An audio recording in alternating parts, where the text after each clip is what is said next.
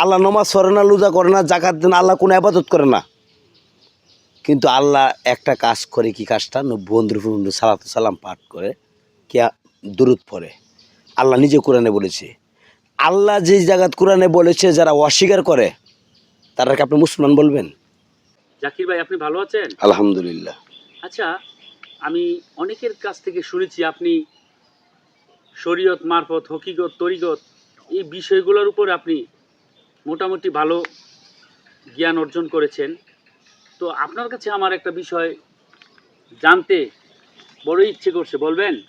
অবশ্যই, বলার হলে বলবো। আচ্ছা ভাই, আমি লক্ষ্য করছি ইউটিউব, ফেসবুক, টিকটক অনেক কিছুই তো দেখি, তাই না?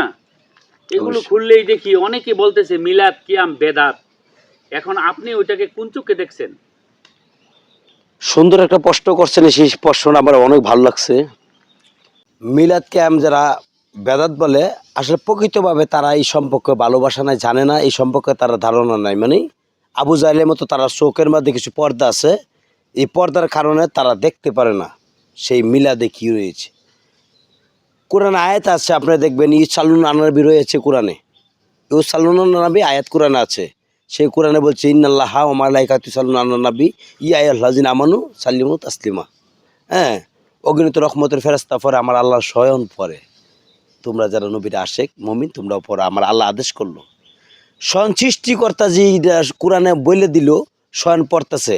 আচ্ছা, পৃথিবীর সৃষ্টিকর্তা কোনো কারো জপের, কারো অপেক্ষা, কারোর জন্যে কোনো প্রশংসা গাওয়ার কোনো কোরআনে বিধান আছে পাইছেন আপনি?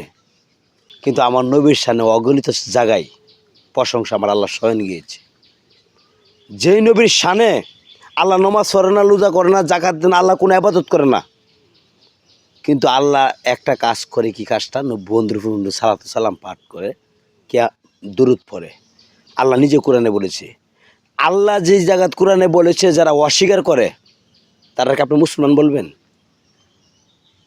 কোরআনে আজ যদি কেউ বিসমিল্লাহ কেউ অস্বীকার করে সে কি মুসলমান হতে পারে? না।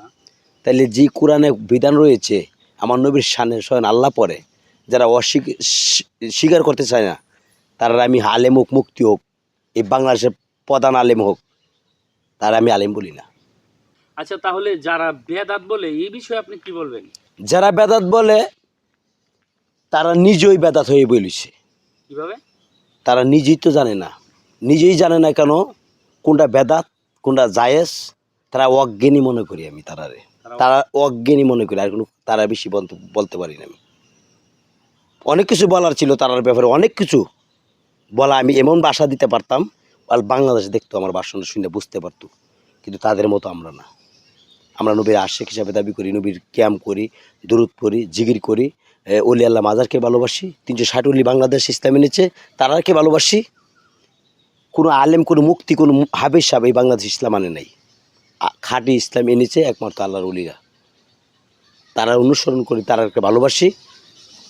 যারা ইসলাম আনলো তারার বিরুদ্ধে তারা কথা বলে, যাদের খাতিরে টুপি পাইলো, যাদের খাতিরে এই দাড়ি পাইলো, যাদের খাতিরে কোরআন পাইলো, যাদের খাতিরে মসজিদ হইলো, সেই মসজিদে বইয়েই তারার বিরুদ্ধে কথা বলতেছে। তার সাথে আমার কোনো কথাই যুক্তিসম্ভব। বসবতে তারা ডাকলে যে বসেন আমার সাথে আপনার কথা বলি, এই বসার আমার তার সাথে বোঝা হইতেছে না আমার, মানে তারা সেবা তো আপনি বাড়া দিতে মন দিতে চায়? মন চায় না আমার, তার সাথে আর কি বলবো। তাহলে আপনার আর আরেকটা কথা বলছি সুন্দর, যে দূরটা আমি আপনাকে ভালোবাসি মানিক ভাই, আপনার প্রশংসা যদি গাওয়ার পরে একজনে কয় এটা বদ্ধ করে, এটা জায়েজ না বেদায়েজ, আসলে কি আপনার প্রেমিক এইটা? যারা নবীকে ভালোবাসে বলতেছে, নবীর অস্তিত্ব আমরা দাবি করতেছে, নবীকে অনেক ভালোবাসে, তারা যদি আমরা নবীর শান কই, ক্যাম করি, দূরত পড়ি, নবীর প্রশংসা গাই, তখন তারা এটা সহ্য করতে পারে না। কিন্তু ফাগরি টুপি তারা শর্ট নাই, তারা আপনি আশিক বলবেন? তারা আশিক বলা যা? আচ্ছা, দূরদিকে আমার বাপের নাম লওয়া হয়, আমার মা বাপের নাম লওয়া হয়, আমার আওলাদের নাম লওয়া হয়, এই পৃথিবী কারো এই সরকার তারা গিয়ে সাহেব তিনি নাম লওয়া হয়, কারোর নাম লওয়া হয় না।